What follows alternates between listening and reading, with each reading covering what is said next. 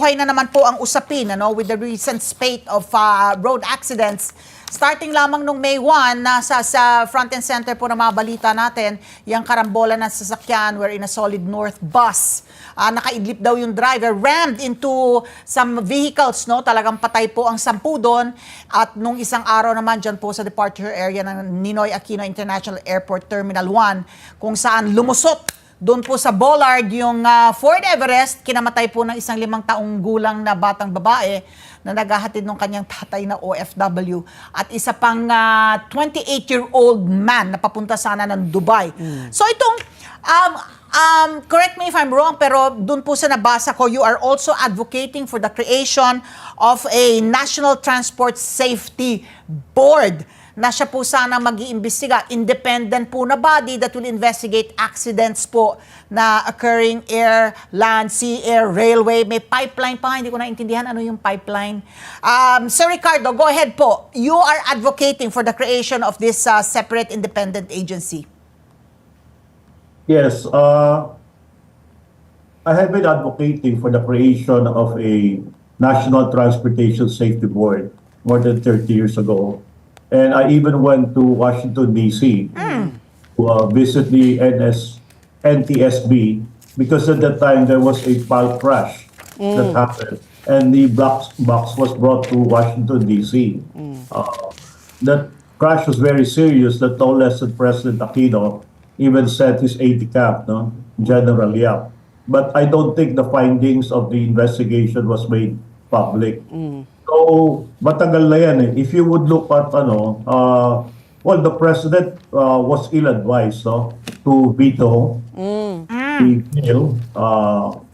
He was just there in less than 30 days and he vetoed it because it collapsed into a law, okay? But whoever advised him, did a great disservice to our country. Kasi yung kailangan lang nilang gawin, gumawa lang sila ng konting research, makikita na nila na mayroong mga National Transport Safety Board all over the world. Okay? In fact, there is the International Transport Safety Association with members of about 20 countries. Okay? So, kasama na dito yung Japan, South Korea, Taiwan, Singapore, even Papua New Guinea.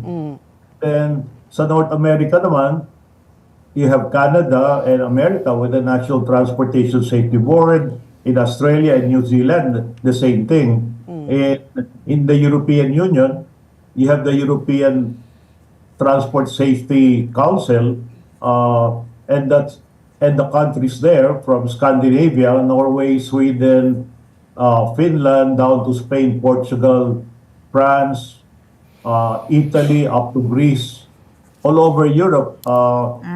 And even in Asia, even Indonesia and Vietnam, they have their national transport safety committee. So tayo na lang talaga yung wala, and other countries na wala pang ganun, meron silang mga separate investigating bodies for road safety, air transportation. So masyadong nakaligtaan na ng gobyerno itong importante na ito. And by this time, I think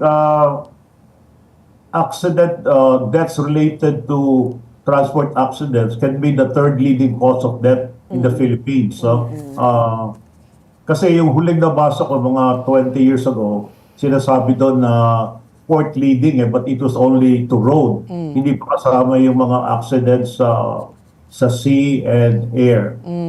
Okay. So, Sir Ricardo, now that you mentioned ill-advised, and I guess this is a wake-up call now for the government to reconsider again the proposal nga to have a National Transport System Board. Pero di ba ang Pilipino rin, we're known also to be ningas kugon. Kumbaga ngayon lang kasi, sunod-sunod po, so baka ipag-iisipan yan, tapos matutulog na naman, wala na namang IRR. Meron nga kaming binanggit kanina, itong speed limiter nung ano sabi mo, 19, si 2016, o 9 years after. So now, there's a wake-up call already. Maybe they will realize the importance of this. How do you plan to go about this? Is this going to be, yung composition po ng board, ano po ang nakikita ninyo? Sino pong dapat mga umupo dyan? Sino ba yung mga kailangan pong mamuno po dyan sa board na yan po? Kasi like Kaap, 'di ba? Sila po nag-imbestiga pag may air crash, 'di ba? So may black box na pinapadala either sa Amerika o sa Singapore para malaman po kung ano yung last communication. Pero dito sa mga traffic accidents, whether dito nga sa sea or sa land, paano po natin po yan pwedeng gawin na magiging ano po, makakabuti po talaga sa ating kaligtasan? Unang-una, may pag-asa naman kasi yung bagong Transportation Secretary, si Vince Dizon. Oo. Sinabi niya last month, I think in April or in March, na he is in favor for a National Transportation Safety Board. So may pag-asa. Kasi nangyari nun, nung pumasok si President Marcos, hindi ko alam kung sino yung nag-advise sa kanya Dahil maling-mali kasi nga, kamukha nang nasabi ko kanina, ang gawin mo lang, i-google mo lang di ba? Halos lahat ng bansa meron National Transportation Safety Board. Kung hindi isang gano'n, meron silang mga for road accidents, merong aviation accidents. Yun tayo lang naman talaga yung na pag-iwanan. So yung composition ng National Transport Safety Board, importante dyan yung kukunin nyo yung mga qualified, no? Kukuha kayo ng mga experts at kung hindi kung sino-sino lang. At yung importante dyan, kamukha ng National Transport Safety Board sa Amerika, sa Washington DC, importante na may training center. Okay? Para matrain yung mga taong ilalagay doon. Kailangan kasi competent sila. Ang problema ngayon with the present situation, since there is no Transportation Safety Board, okay, if there are accidents, okay, on road, air, or at sea, okay, the bodies that are doing the investigation could be the same bodies who are at fault, no?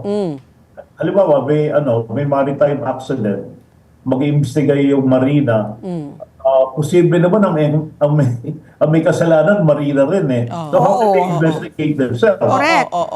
Ganon din sa civil aviation, di ba? O may pagkukulang yung Kaap. So, ganon din ang That's why you really need that independent investigating body. And not only the job is investigating, but what's very important is they will make recommendations for the government. Correct. Kasi ngayon wala Yeah. Sabi mo, ningas ko lumalabas sa dyaryo, then after 1 week or a month, matatakbo na naman ang ibang balita yon. Let's get together. Sa NET25. Sa NET25.